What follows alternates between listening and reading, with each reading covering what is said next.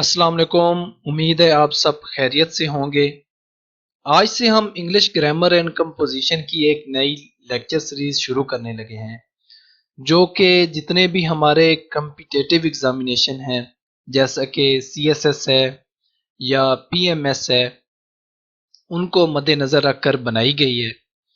और जितने भी हमारे स्टूडेंट्स जो एकेडमी की महंगी फीसें अदा नहीं कर सकते और वो ग्रामर को सही मानों में समझना चाहते हैं, तो मैं उनको यकीन से कहता हूँ कि अगर वो ये वाली मेरी लेक्चर सीरीज बाकायदगी से लेते रहेंगे तो उनको अलहदा से किसी एकेडमी की ज़रूरत बिल्कुल भी नहीं पड़ेगी। इंशाल्लाह उनको अलहदा किसी एकेडमी में नहीं जाना पड़ेगा, यहीं पे उनके कंसेप्ट सारे क्लियर हो जाएंगे। तो स्टार्ट करते हैं आज के अपने पहले लेक्चर द नाउन से। लेकिन नाउन को डिस्कस करने से पहले मैं थोड़ा सा पार्ट ऑफ स्पीच के बारे में आपको बताना चाहूँगा, क्योंकि नाउन हमारा एक पार्ट ऑफ स्पीच है। पार्ट ऑफ स्पीच को अगर मैं सिंपल वर्ड्स में डिस्क्राइब करूं तो वो इस तरह करूंगा कि जितने भी हमारे इंग्लिश के हमारे जो इंग्लिश का जो सेंटेंस है वो मुख्तलिफ वर्ड्स से मिल के बनता है। हम इन वर्ड्स को इनके फंक्शन के हिसाब से, जो भी वो फंक्शन उस सेंटेंस में अदा कर रहे हैं, उनके फंक्शन के हिसाब से हम इन वर्ड्स को मुख्तलिफ हिस्सों में तकसीम करते हैं। दरअसल यही जो हिस्से हैं ये पार्ट ऑफ स्पीच कहलाते हैं, और नाउन भी हमारा एक पार्ट ऑफ स्पीच है। और भी हमारे पास पार्ट ऑफ स्पीच हैं, जैसा कि प्रोनाउन है, वर्ब है। इनको हम इंशाल्लाह स्टेप बाय स्टेप डिस्कस करेंगे। लेकिन स्टार्ट करते हैं नाउन से। नाउन क्या है? किसी शख्स, जगह या चीज के नाम को हम नाउन से जाहिर करते हैं। किसी भी एंटिटी को नाम देना नाउन कहलाता है। वो एंटिटी पर्सन हो सकता है, प्लेस हो सकती है, थिंग हो सकती है, या इवन के कोई स्टेट, एक्शन या क्वालिटी भी हो सकती है। यहाँ पे ये जो स्टेट, एक्शन और क्वालिटी की मैं बात कर रहा हूँ, ये इंशाल्लाह जब हम आगे नाउन की टाइप्स में जाएंगे तो वहां आपको इनके कंसेप्ट थोड़े क्लियर हो जाएंगे। मजीद आगे टाइप्स की तरफ जाते हैं। दो बेसिक टाइप्स हैं, मैट्रिक लेवल से छोटी क्लासों में हम पढ़ते आए हैं। कॉमन नाउन है हमारे पास, जो जनरल चीजों को डिनोट करता है, और दूसरी टाइप है प्रॉपर नाउन, जो पार्टिकुलर चीजों को डिनोट करती है। आगे कॉमन नाउन की टाइप्स की तरफ जाएंगे। सबसे पहले हमने नाउन की टाइप्स पढ़ी, जो कि दो हैं, कॉमन नाउन, प्रॉपर नाउन। और आगे हम फिर कॉमन नाउन की टाइप्स की तरफ जाएंगे। कॉमन नाउन की जो सबसे पहली टाइप है वो जनरल कॉमन नाउन है।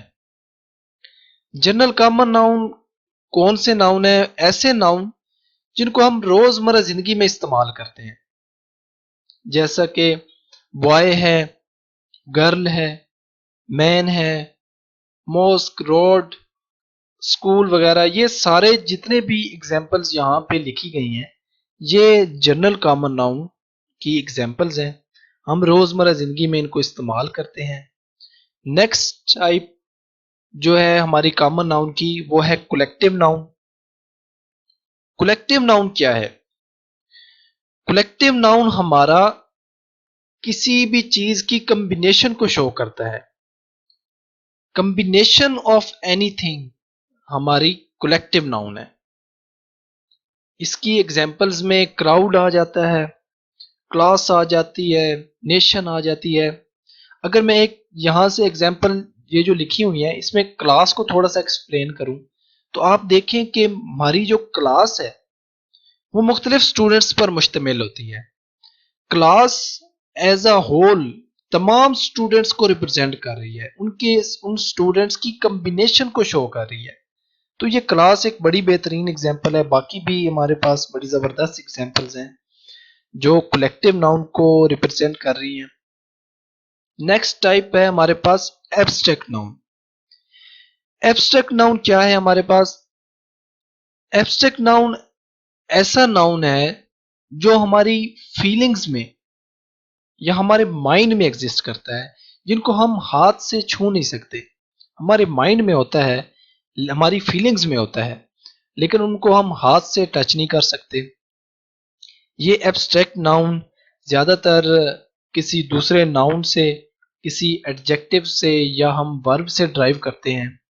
इसकी एग्जाम्पल मुख्तलिफ एग्जाम्पल्स हैं।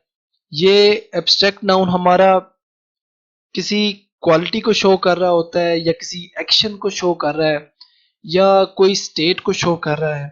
स्टेट यहाँ पे मैं बात कर रहा हूँ, कंडीशन की बात हो रही है। यहाँ पे स्टेट से मुराद हालत है, कंडीशन की बात हो रही है।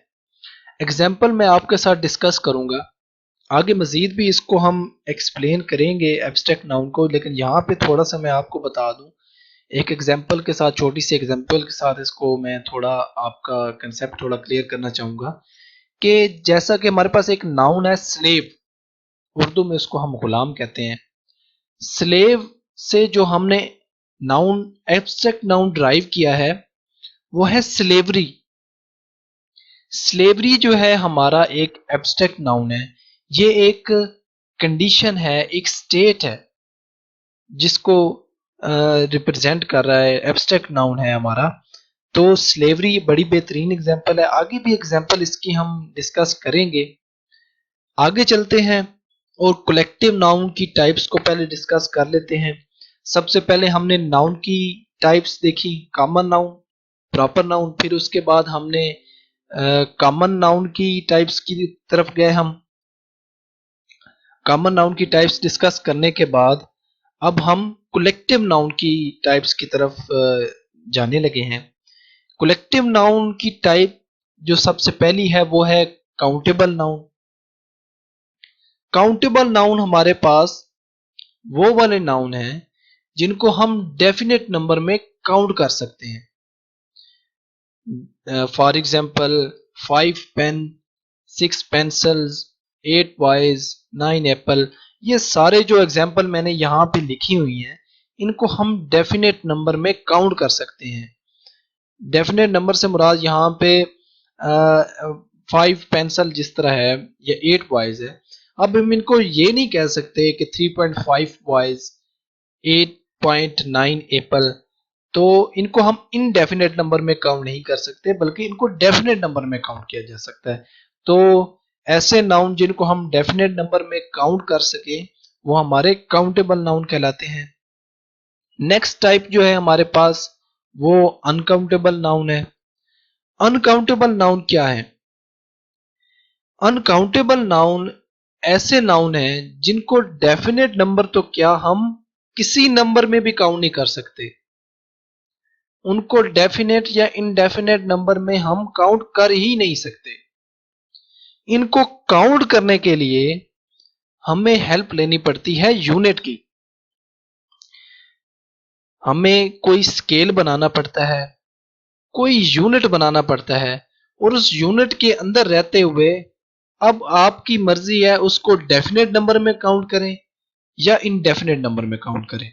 मिल्क है हमारे पास, अब हम इसको काउंट नहीं कर सकते।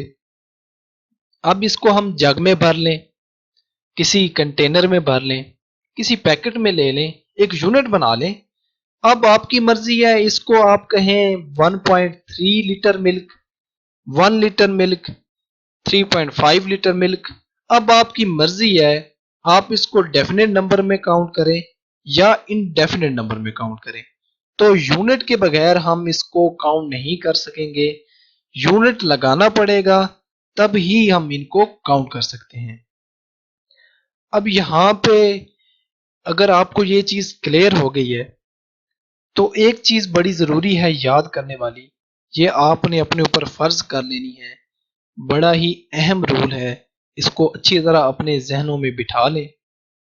वो क्या है कि अनकाउंटेबल नाउन कभी भी प्लूरल नहीं हो सकते। सबसे बड़ी गलती जो हम अक्सर ग्रामर में करते हैं वो ये है कि हम अनकाउंटेबल नाउन को प्लूरल बना देते हैं बास जगह पे। तो अनकाउंटेबल नाउन कभी भी हमारा प्लूरल नहीं हो सकता। ये हमारा बड़ा ही एक अहम रूल है। इसको आपने अपने ऊपर फर्ज कर लेना है, अपने जहनों में बिठा लेना है। लेकिन जैसे जैसे हम आगे ग्रामर के लेक्चर की तरफ बढ़ेंगे, आगे हम अपनी जो लेक्चर सीरीज है उसको बढ़ाएंगे, तो आप देखेंगे कि इससे बचने के लिए, इस रूल से बचने के लिए हम कई और रूल्स को तोड़ेंगे। इस चीज से बचने के लिए हम कई चीजें एक्सेप्शन में डालेंगे। तो जैसे जैसे हम लेक्चर सीरीज आगे बढ़ाएंगे तो वो इंशाल्लाह आपको क्लियर होते जाएंगे। फिलहाल आपने ये बात याद रखनी है कि अनकाउंटेबल नाउन हमारे प्लूरल नहीं होंगे। प्लूरल से मुराद यहाँ पे मैं ये कह रहा हूं कि इनके साथ एस या ई एस का इजाफा नहीं कर सकते। मिल्क को हम मिल्क ही पढ़ेंगे, मिल्क्स नहीं पढ़ेंगे।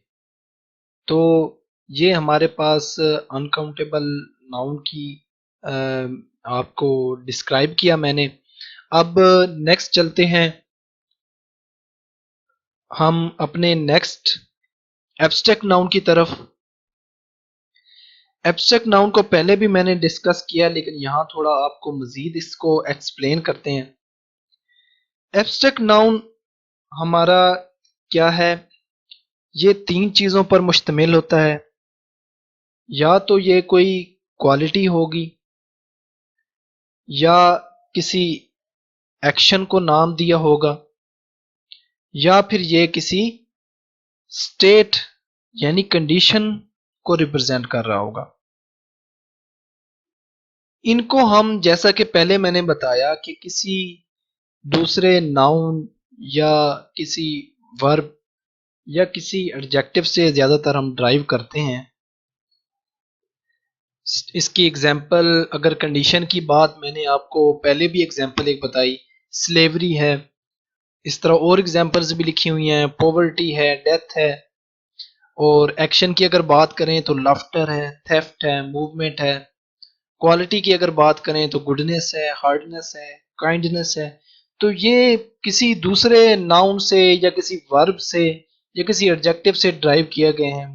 जैसे गुडनेस गुड से निकला है, हार्डनेस हार्ड से निकला है, काइंडनेस काइंड से निकली है। और दूसरे हमारे पास स्लेवरी है, तो वो स्लेव से निकलता है। ठीक है। तो इन एग्जांपल्स को अगर आप देखेंगे तो इंशाल्लाह आपके कंसेप्ट क्लियर होंगे। लाफ्टर है, लाफ से निकला है।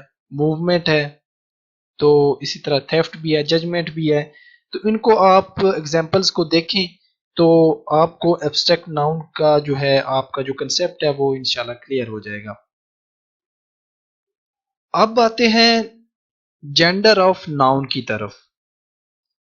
जेंडर ऑफ नाउन का बड़ा ही मसला है हमारे यहाँ जेंडर ऑफ नाउन बड़ा ही कंट्राडिक्ट करती है हमारी नेटिव लैंग्वेज की वजह से। हमारी नेटिव लैंग्वेज जेंडर स्पेसिफिक है। हमने हर चीज की जेंडर बनाई हुई है। जैसा कि मेज पड़ा है, कुर्सी पड़ी है,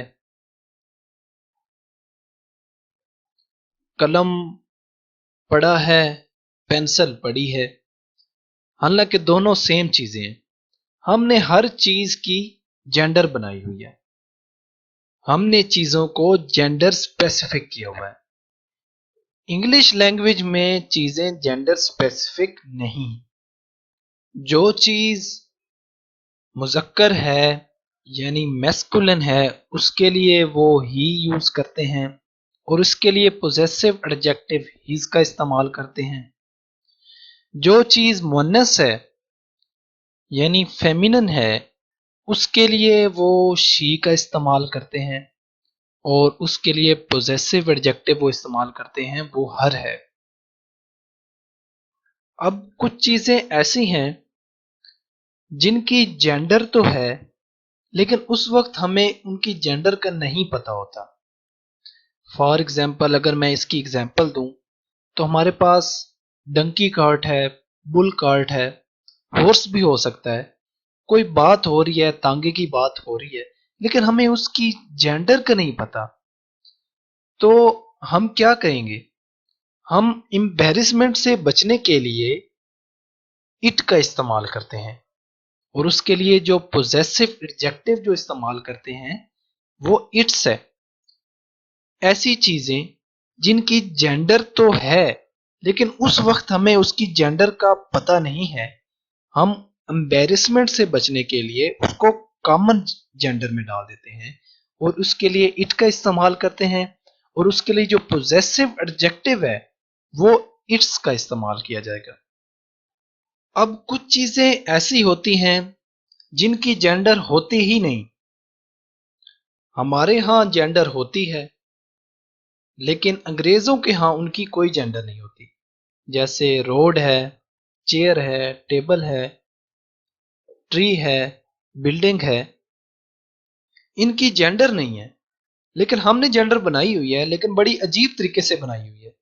लेकिन इंग्लिश में इनकी जेंडर नहीं है।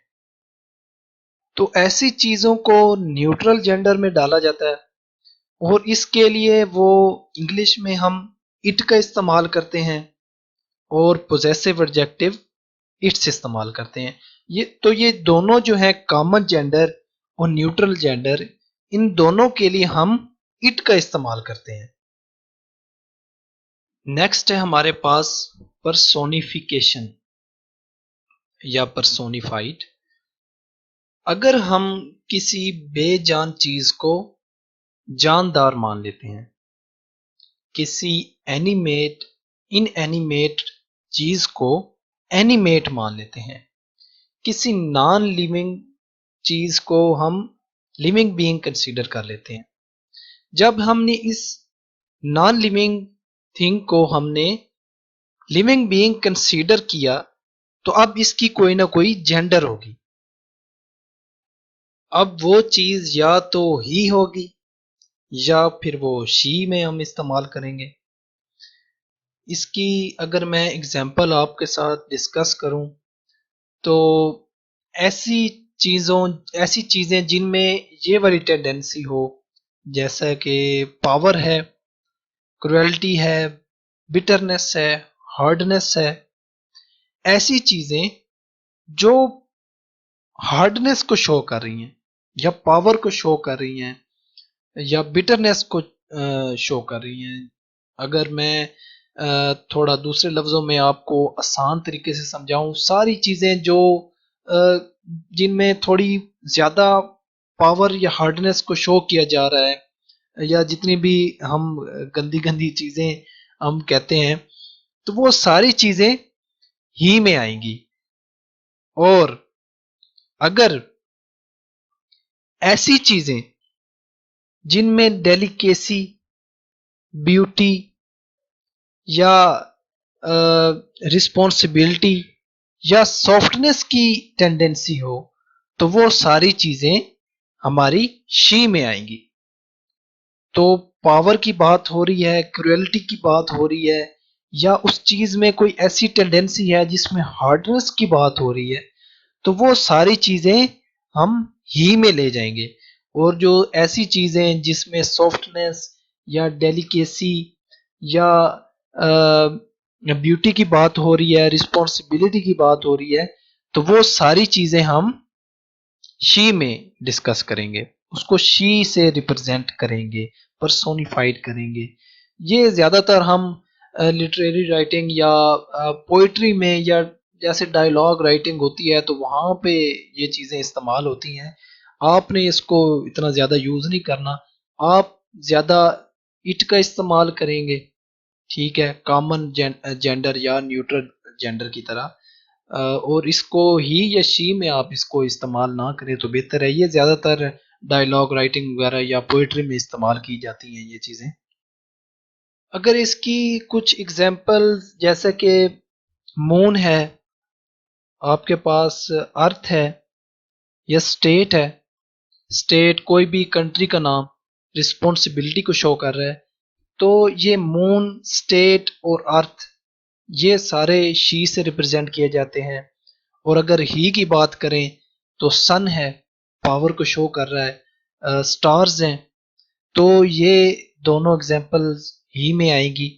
ये आप अपनी राइटिंग में तो इनको इट के साथ ही इस्तेमाल करेंगे। सम टाइम इसकी आपसे करेक्शन पूछ लेता है, तो ये मशहूर ज़माना एग्जांपल्स हैं, इनको आप अच्छी तरह से याद कर लें। मून, स्टेट और अर्थ को हम रिप्रेजेंट करेंगे शी के साथ, और सन या अगर स्टार की बात हो रही है तो वो हम रिप्रेजेंट करेंगे ही के साथ। तो अगर करेक्शन में ये चीज़ें आ जाती हैं तो आपने इन चीज़ों को, इन एग्जाम्पल को मद्देनज़र रखना है। वैसे आप अपनी आम राइटिंग में इट और इट्स का इस्तेमाल करें, क्योंकि इनकी कोई जेंडर नहीं है। और अगर कोई करेक्शन आ जाती है तो आपने इस चीज़ को माइंड में रखना है, किसी कंट्री का नाम आ जाता है और वहाँ पे शी का एज अ शी उसको रिप्रेजेंट किया जाता है, तो आप उसके लिए पोजेसिव एडजेक्टिव हर ही इस्तेमाल करेंगे। लेकिन अपनी जो राइटिंग है उसमें आप इट और इट्स का इस्तेमाल करें। तो ये हमारे पास एक, जब इट और इट्स अवेलेबल है तो इस अलहदा जो है हमने जो अपने लिए जो काम है वो बढ़ाने की ज़रूरत नहीं है। आप जब अपनी राइटिंग करेंगे, ऐसे राइटिंग करते हैं या इस तरह की कोई चीज़ें करते हैं, तो इट और इट्स का इस्तेमाल करें। तो आज का लेक्चर हम अपना यहीं पे एंड करते हैं। नेक्स्ट लेक्चर हम इंशाल्लाह आप जल्द वो भी अपलोड कर देंगे। और इसी तरह अपने नाउन हमारा यहाँ पे अभी ख़त्म नहीं हुआ, अभी आगे और भी बहुत सी चीज़ें हैं जो आपके साथ डिस्कस करनी है। फिर आगे कुछ काफ़ी एग्जांपल्स हैं, उनको भी डिस्कस किया जाएगा जो करेक्शन में आती हैं। सीएसएस के पेपर में जितने भी या पीएमएस के पेपर में आई हुई हैं उनको भी इंशाल्लाह डिस्कस करेंगे। तो बड़ी मज़े की लेक्चर सीरीज़ होने वाली है। आप फॉलो करें हमें अच्छी तरह से, इन लेक्चर्स को देखें। और अगर किसी चीज़ की समझ नहीं आती तो आप नीचे कमेंट सेक्शन में भी मुझसे पूछ सकते हैं। तो इंशाल्लाह मैं कोशिश करूँगा आपके आंसर्स का रिप्लाई भी करूँ। तो ख़त्म करते हैं यहाँ पे अपना लेक्चर। इंशाल्लाह नेक्स्ट लेक्चर में आपसे फिर मुलाकात होगी। अल्लाह हाफिज़।